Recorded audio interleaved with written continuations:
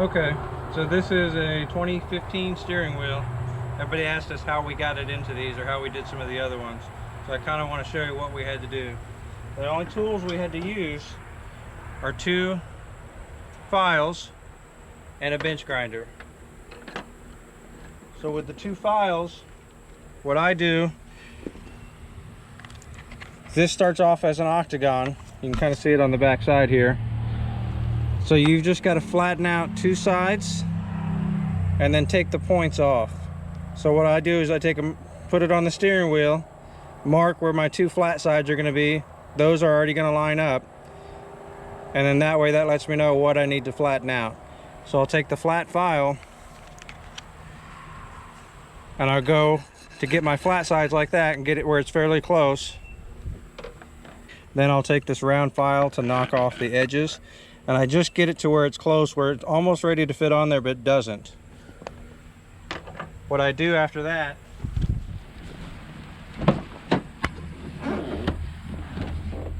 is I'll come in. You can see this, that's the shape we're trying to achieve.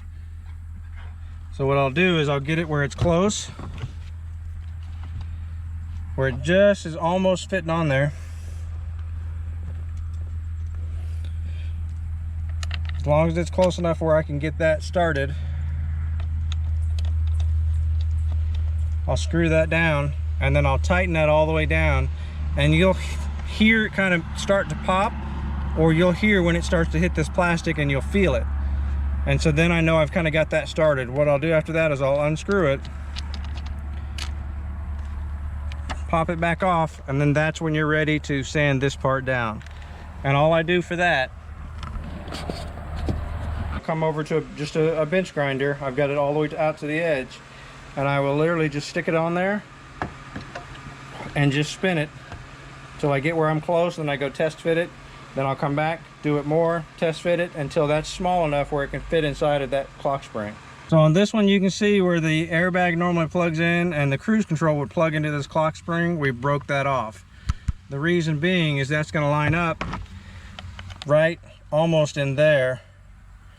And normally what I've done on all the other ones, they were fairly solid, and I was able to just drill a hole through here to get it to be able to come through. On this one, because it's already got such a large hole up top, I'm afraid if I put the hole where it needs to, then I won't be able to get that back through there. So we're gonna have to still figure that part out. But for the time being, it won't have airbag, it won't have cruise, which we don't have cruise anyways. But once I figure that out, how I'm gonna get that to run through, I'll let you know. But on the other ones, we were able to just cut a hole, hand file it where there's just enough room for that plug to fit through. But as you can see, oops.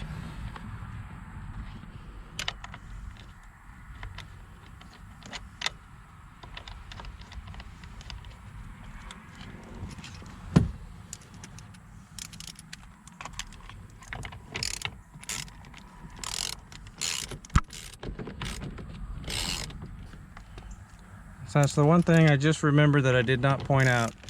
The other thing that you'll have to do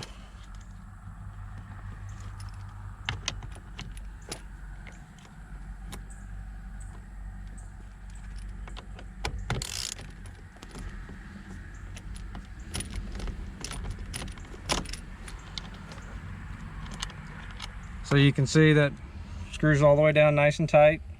It's good and flush. But as you're doing the test fitting to figure out if you've got that where it needs to be,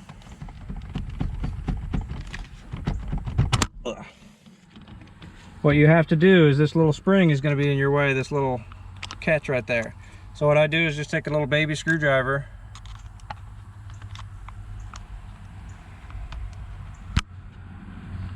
put it right in there, and then it will actually slide through there, and then that allows you to get that on there till it catches it. And you can see now it's out of the way right there. So then that'll pop out, and then you can get that on all the rest of the way, get it tightened down.